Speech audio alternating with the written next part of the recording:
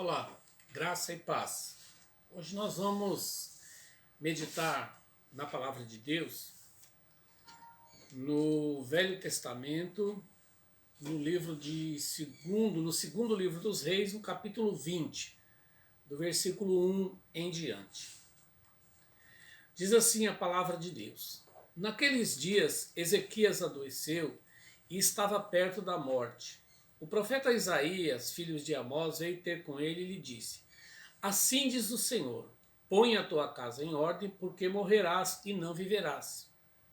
Então virou Ezequias o rosto para a parede e orou ao Senhor: Ah, Senhor, lembra-te de que andei diante de ti com fidelidade e integridade de coração, e fiz o que era reto aos teus olhos. E Ezequias chorou muitíssimo. Não havendo Isaías ainda saído do meio do pátio, veio a ele a palavra do Senhor. Volta e dize a Ezequias, príncipe do meu povo, assim diz o Senhor, Deus de teu pai Davi. Ouvi a tua oração e vi as tuas lágrimas. Eu te curarei. Ao terceiro dia subirás à casa do Senhor. Acrescentarei aos teus dias 15 anos, e das mãos do rei da Assíria livrarei a ti e a esta cidade. Defenderei esta cidade por amor de mim, por amor de Davi, meu servo. Assim disse mais Isaías: tomai uma pasta de figos. Tomaram-na e puseram-na sobre o tumor, e o rei ficou curado. Perguntou Ezequias a Isaías: qual é o sinal que o Senhor me curará? E de que ao terceiro dia subirei à casa do Senhor? Respondeu Isaías: isso te será sinal da parte do Senhor, de que o Senhor cumprirá a palavra que disse adiantar-se-á a sombra 10 graus, ou retrocederá 10 graus. Então disse Ezequias: é fácil que a sombra adiante 10 graus, antes que ela recue 10 graus. Então o profeta Isaías clamou ao Senhor, e o Senhor fez a sombra retroceder 10 graus, pelos graus que já tinha declinado no relógio de sol de Acaz. Bom, o rei Ezequias, ele é conhecido por esse prolongamento da sua vida, por ter 15 anos prolongados da sua vida, por receber este sinal do sol, que o sol recuou 10 graus, né? A sombra recuou 10 graus, e também pela vitória que ele obteve sobre o exército da Síria, onde 185 mil soldados caíram mortos, sem que Ezequias ou seu exército levantasse uma espada sequer. O anjo do Senhor foi lá e derrotou o acampamento dos assírios. Bom, você lendo essa história, o que mais pode te chamar a atenção seria o fato de Ezequias clamar a Deus, e ele ter, nesse texto que nós lemos, ele ter acrescentado aos seus dias mais 15 anos. Então veja bem que Deus manda o profeta Isaías chegar ao rei Ezequias, ele era rei de Judá, e disse: Ezequias, o Senhor manda você arrumar a sua casa, que você vai morrer. E aí então ele vira o rosto para a parede e ele começa a clamar ao Senhor. E é interessante a oração que Ezequias faz. Então virou Ezequias o rosto para a parede e orou ao Senhor: ah, Senhor, lembra-te de que andei diante de ti com fidelidade e integridade de coração, e fiz o que era reto aos teus olhos. E Ezequias chorou muitíssimo. Bom, nós vamos observar 3 pontos aqui nesse texto. A primeira coisa é o poder da oração. Então, nós podemos observar que a oração de uma pessoa, de um servo de Deus, ela tem muito poder, né? A palavra de Deus diz que a oração de um justo pode muito nos seus efeitos, né? E que fique bem claro que esse justo não é porque nós somos justos, né? Essa justiça que a gente imagina, é porque nós somos justificados pelo sangue de Jesus. Bom, o poder da oração, ou seja, Ezequias orou e pediu algo para Deus, e Deus respondeu a sua oração. Ele nem tinha acabado de orar ainda, e Deus já para o profeta Isaías no meio do pátio e fala: volta lá e fala que eu vou acrescentar mais dias na vida dele, né? Eu acredito que qualquer um de nós que fôssemos avisados que iríamos morrer, iríamos clamar a Deus para que Ele nos desse mais anos de vida. E foi o que Ezequias fez. Então, um ponto que nos chama a atenção aqui, que deve ser observado com muita atenção, é a questão da oração, o poder da oração. Nós temos que crer que a nossa oração ela tem poder. Deus ouve a nossa oração. Segundo ponto é a misericórdia de Deus. Deus é muito misericordioso. Os versículos 5 e 6, olha, volta e diz a Ezequias, príncipe do meu povo, assim diz o Senhor, Deus de teu pai Davi, ouvi a tua oração e vi as tuas lágrimas, eu te curarei, ao terceiro dia subirá à casa do Senhor, acrescentar-te-ei aos teus dias 15 anos, e das mãos do rei da Síria te livrarei a ti e a cidade. Defenderei essa cidade por amor de mim e por amor de Davi, meu servo. Então você vê a grandeza da misericórdia de Deus na vida do homem, daquele que clama a Deus. E por outro lado, a gente vê aqui a dubiedade humana, né? E o título aqui dessa nossa meditação, dessa nossa reflexão é oração, dubiedade e misericórdia. Oração, dubiedade e misericórdia. Ou seja, a nossa oração tem poder. A nossa oração encontra a misericórdia de Deus. A misericórdia de Deus alcança a nossa oração, apesar da nossa dubiedade. O que é dubiedade?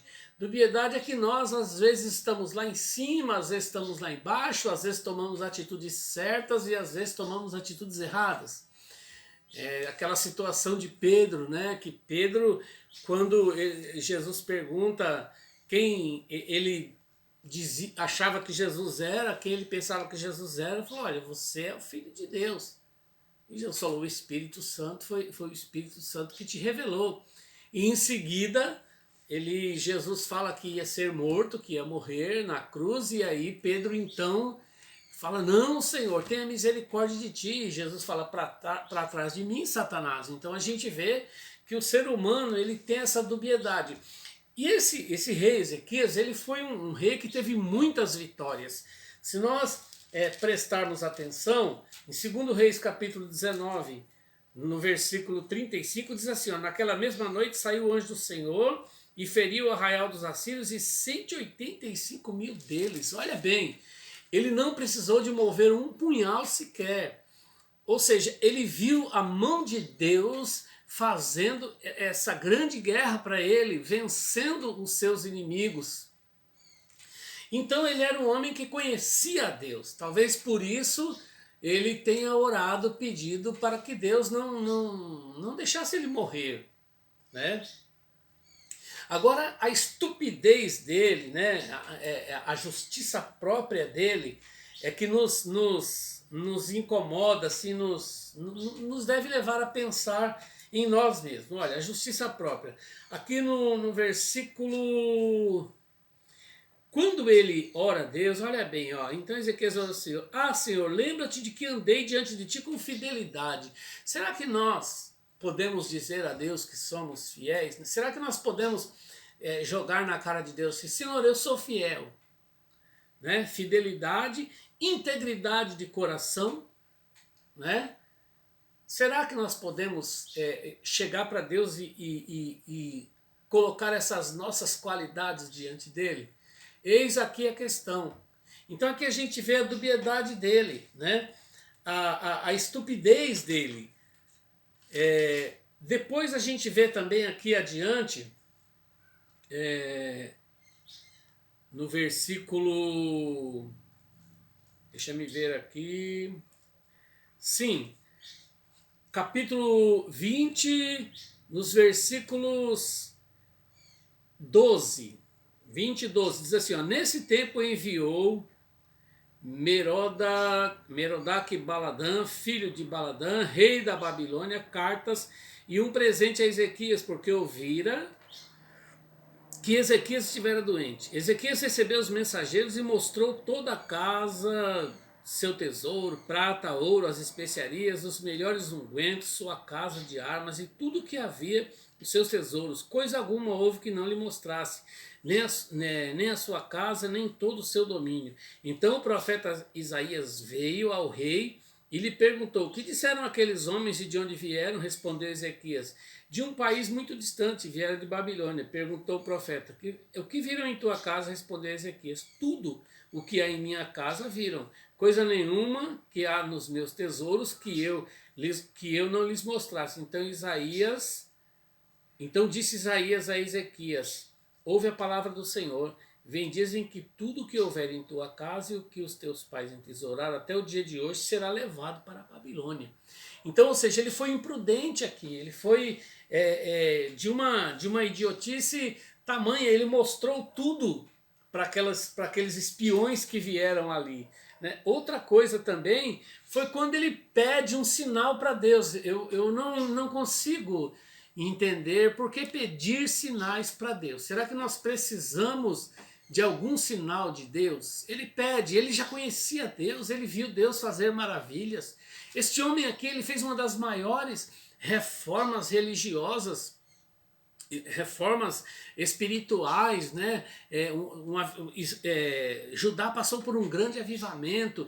Ele, quando assume o poder, ele manda arrumar a casa do Senhor, ele chama os sacerdotes, os levitas para oferecer sacrifício, ele restaura a adoração do templo. Ele era um homem que conhecia Deus. Mas aqui a gente vê a dubiedade, a mesma grandeza dele de repente se torna tão pequena.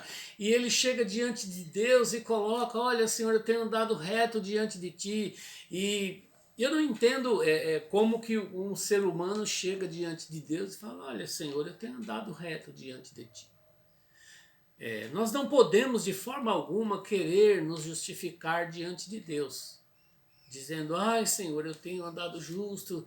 Não, eu tenho que chegar para Deus e dizer: Senhor, o Senhor é misericordioso e eu estou precisando da tua ajuda. Não ficar querendo usar a nossa, como se diz, a meritocracia, né, por tantas coisas que ele fez. Na verdade, tudo que ele fez não foi porque ele fez. Olha bem que Deus fala para ele que ia fazer as coisas não porque por causa que Deus se lembrou de Davi, porque Deus se lembrou de seus pais. Então veja bem que Deus, ele tinha um projeto, ele tinha um plano, e era por isso que ele estava poupando a vida de Ezequias.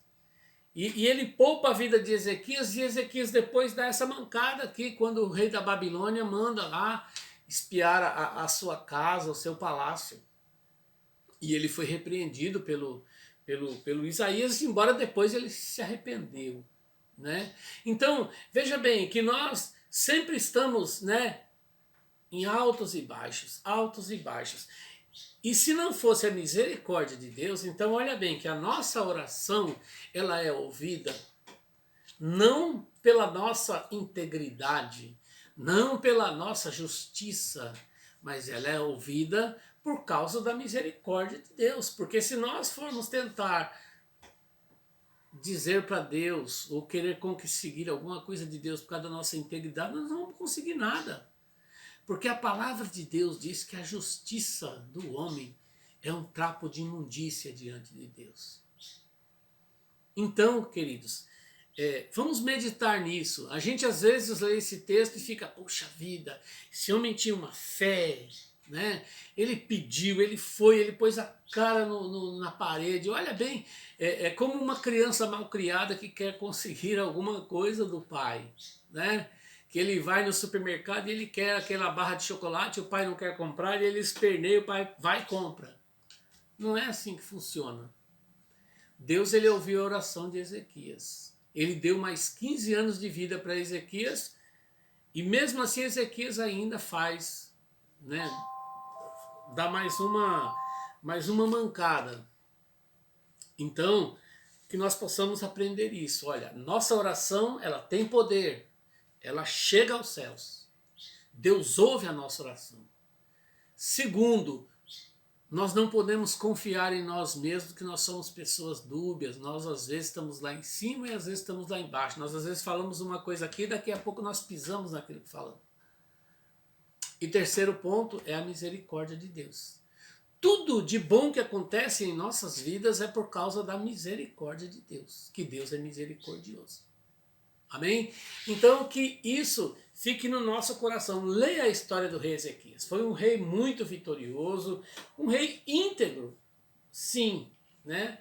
Não ao ponto de querer colocar isso diante de Deus para tentar chantagear Deus, mas um homem, um rei que tinha um coração bom, sim, que tentou fazer as coisas certas e cometeu erros também. Mas foi um homem que orou e que a misericórdia de Deus alcançou a sua oração. Tá bom? Quando você for orar, não olhe para as suas injustiças, não olhe para os seus fracassos, mas olhe para a misericórdia de Deus. Saiba que Deus ele sempre ouve, independente do ser humano que você é. Amém? Porque Jesus morreu para que as nossas orações fossem ouvidas. Amém? Que Deus te abençoe em nome de Jesus.